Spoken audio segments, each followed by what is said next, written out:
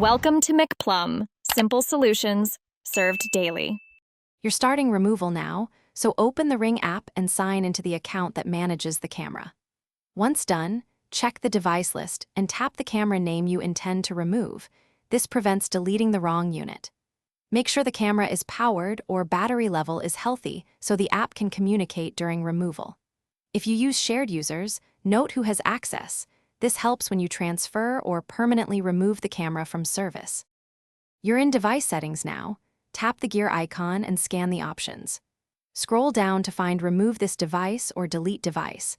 Ring keeps this low to avoid accidental removal. Tap that, then follow on-screen prompts which may ask you to confirm the camera name. This prevents mistakes.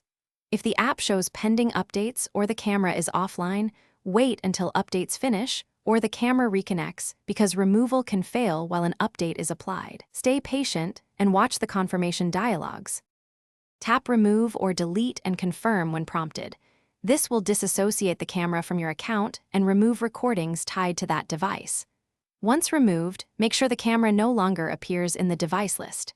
If the removal fails, reboot the camera by power cycling, force close and reopen the Ring app, and retry. Network hiccups often cause failures.